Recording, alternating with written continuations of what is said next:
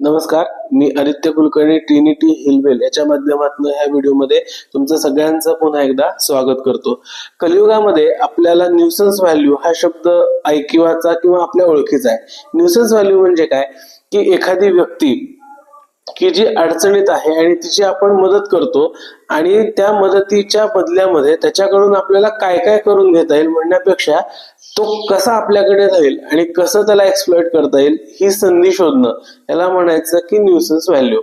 आता ही nuisance value आपल्याला रावणाच्या बाबतीमध्ये म्हणण्यापेक्षा सुद्धा दशग्रीवाच्या बाबतीमध्ये जास्त बघायला मिळते। आता तुम्ही म्हणाल की दशग्रीव आणि रावणाच्या मध्ये फरक काय, तर आपण सुरुवातीला जो दशग्रीव आहे तो अत्यंत साधा सरळ आणि वृत्तीने चांगला असा मुलगा आहे आणि जे रावण आपण ज्याला संबोधतो ती एक प्रवृत्ती आहे। तर आपण दशग्रीवाबद्दल बोलतोय म्हणजे एका लहान मुलाबद्दल बोलतोय की ज्याच्या मनामध्ये पहिल्यापासून ह्या सगळ्या कारणांचा म्हणजे न्यूसन्स व्हॅल्यूच्या संदर्भामध्ये इतके प्रश्न होते आणि त्याचा फक्त एकच प्रश्न होता की माझ्याबरोबर असं का।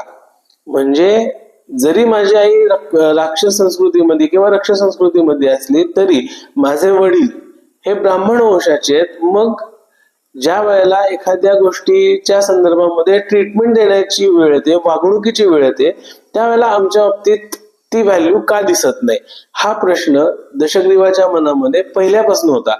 आणि ज्या वेळेला ज्या क्षणी या प्रश्नाचं उत्तर त्याला मिळालं त्या क्षणापासून दशग्रीव नावाचा एक साधा सरळ मुलगा हा रावण ह्या प्रवृत्तीकडे वळला गेला आणि हीच गोष्ट आपल्याला आज कलियुगामध्ये पदोपदी जाणवली जाते।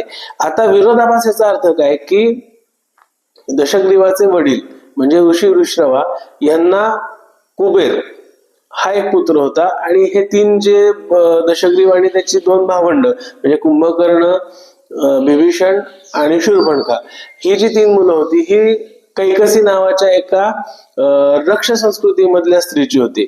मग प्रश्न असा उद्भवतो की वडील ज्या धर्माचे असतात त्याच धर्माचे कुळाचार ह्या मुलांनी करायचे असतात, परंतु ते कुळाचार दशग्रीवाच्या बाबतीत होत नव्हते। आता ते का होत नव्हते त्याचं नक्की काय कारण होतं हे बघणार आहोत, पण ते आपण पुढच्या व्हिडिओमध्ये। तोपर्यंत ह्या व्हिडिओमध्ये आपण इथेच थांबूयात, भेटूयात उद्याच्या व्हिडिओमध्ये। तोपर्यंत हा व्हिडिओ तुम्ही जर का इंस्टाला बघत असाल, फेसबुकला बघत असाल तर माझं पेज नक्की लाईक करा, शेअर करा। हा व्हिडिओ तुम्ही जर का युट्यूबला बघत असाल तर माझं चॅनल नक्की सबस्क्राईब करा, बेल आयकॉन प्रेस करा आणि हो कमेंट करायला विसरू नका। आपण भेटूयात उद्याच्या व्हिडिओमध्ये, तोपर्यंत नमस्कार।